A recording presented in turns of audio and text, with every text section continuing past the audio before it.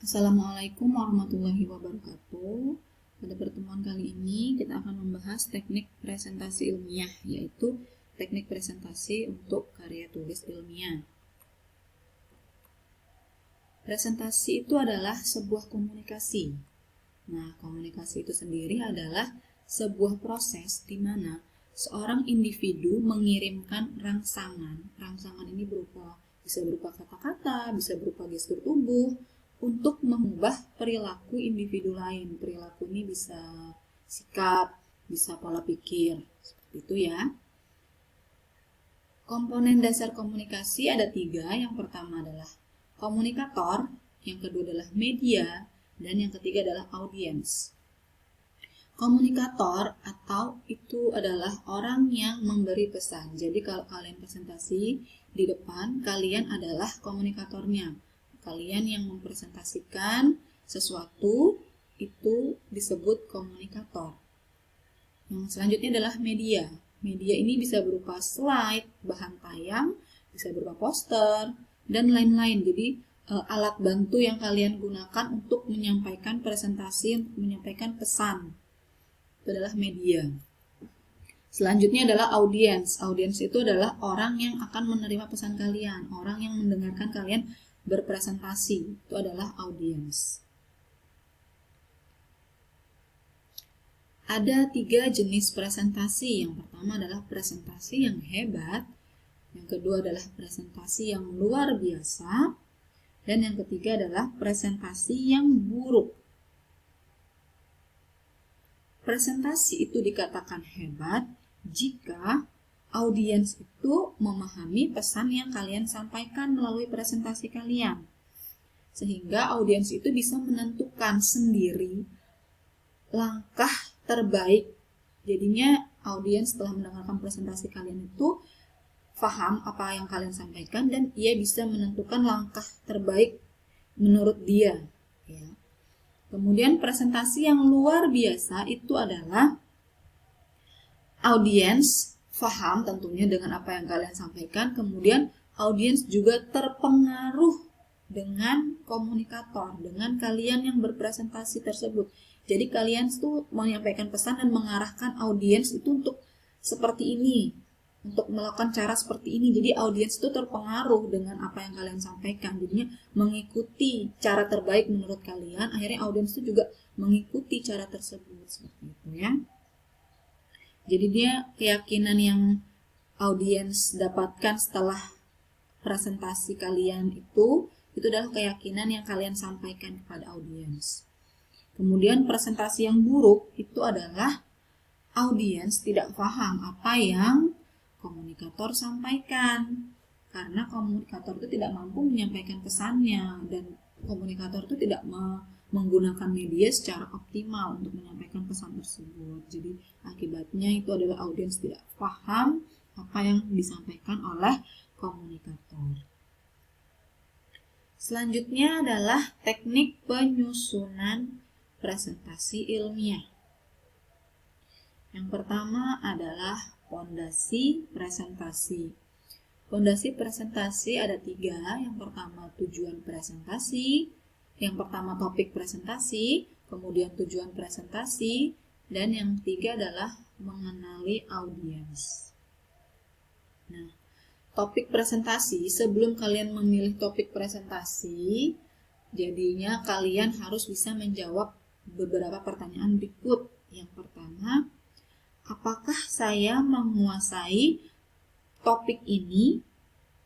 Jadi pemilihan topik itu sangat penting ya, karena kalau kalian tidak menguasai topik ini, kalian juga akan menampilkan hal-hal yang menunjukkan kalian memang tidak menguasai topik ini nanti di depan audiens. Jadi kalian mungkin akan terlihat gugup, tidak percaya diri karena kalian tidak menguasai topik ini. Jadi presentasi kalian akan menjadi presentasi yang buruk karena kalian tidak menguasai topik sehingga kalian tidak percaya diri. Apalagi untuk menyampaikan pesan tersebut tidak akan tersampaikan pada audiens. Pertanyaan yang selanjutnya adalah, apakah saya bergairah pada topik ini? Apakah saya bersemangat pada topik ini? Jadi kalau misalkan kalian tidak bergairah atau tidak bersemangat pada topik ini juga akan terlihat pada saat kalian presentasi nanti di depan audiens. Jadinya kalian mungkin tidak bergairah atau tidak semangat dengan topik ini, bisa saja mungkin karena kalian tidak menguasai topiknya, jadinya akan menularkan ketidakgairahan tersebut kepada audiens. Jadi audiens tentu saja akan tidak mendengarkan kalian, akan bosan, mungkin akan berbicara sendiri dengan teman-teman yang lain. Jadinya kalian tidak didengarkan karena kalian sendiri tidak semangat menyampaikan topiknya, tidak semangat dengan topik yang kalian sampaikan. Nah, terus pertanyaan selanjutnya yang harus kalian jawab terkait topik presentasi ini adalah siapa yang peduli tentang topik ini? Siapa yang peduli pada topik ini? Jadinya kalian itu menyampaikan jadi kalian tuh harus tahu audiens, itu maunya apa. Jadinya tuh yang kalian sampaikan adalah sesuatu yang audiens ingin dengarkan.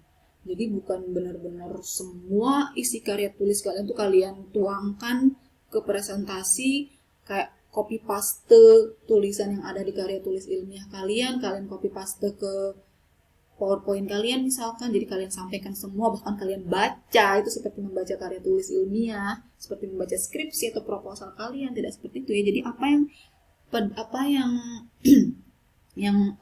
yang audiens ingin dengarkan tuh adalah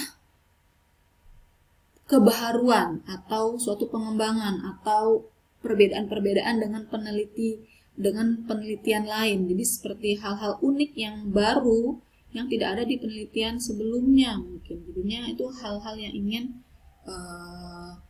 audiens dengarkan ya. Terus kalian juga harus tahu topik ini akan didengarkan oleh siapa. Misalkan oleh dosen-dosen. Kalau misalkan kalian ujian proposal ya, akan didengarkan oleh dosen-dosen. Terus atau didengarkan oleh mahasiswa lain atau adik tingkat mungkin juga. Jadi kalian itu harus tahu siapa yang peduli dengan topik ini, siapa yang akan mendengarkan topik ini. Selanjutnya adalah tujuan presentasi. Kriteria dari tujuan presentasi adalah yang pertama itu memberikan informasi. Jadi presentasi ilmiah yang kalian sampaikan itu harus memberikan sebuah informasi.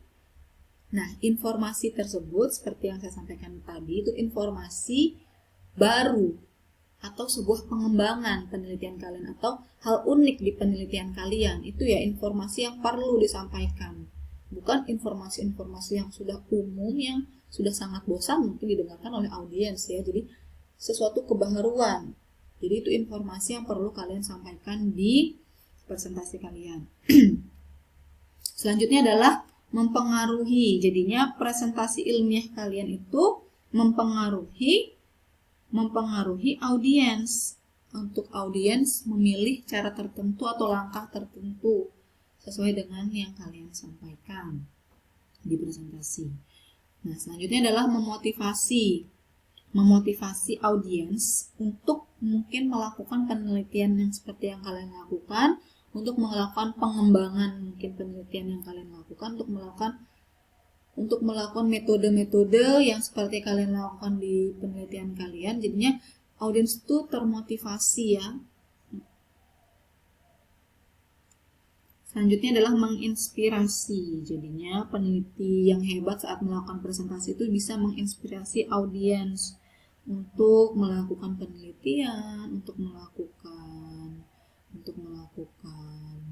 penelitian karya ilmiah, untuk menulis karya ilmiah, walaupun dengan metode lain mungkin atau mungkin penelitian lain, tapi dia mendapatkan inspirasi dari kalian karena melihat presentasi kalian, jadi dia terinspirasi untuk melakukan penelitian, untuk menulis karya tulis ilmiah seperti itu ya.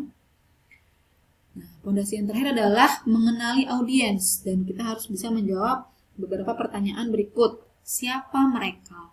Siapa audiens yang akan mendengarkan?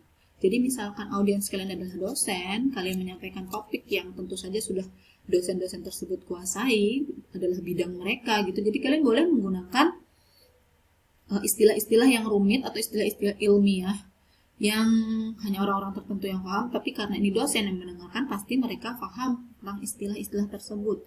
Jadi kalian boleh menggunakan istilah tersebut. Jadi, tapi kalau misalkan yang mendengarkan adalah adik tingkat atau mungkin bahkan orang di luar FATEPA, misalkan mendengarkan presentasi kalian, banyak istilah-istilah yang baru dan sulit dan rumit, itu kalian kalau bisa menghindari, sebisa mungkin menghindari istilah-istilah rumit tersebut atau bahasa-bahasa ilmiah, kata-kata ilmiah tersebut. Jadi bisa menggunakan kata-kata yang lain, atau misalkan memang harus menggunakan istilah ilmiah, itu kalian sampaikan maksud dari istilah tersebut ya. Jadi kita harus tahu siapa audiens kita.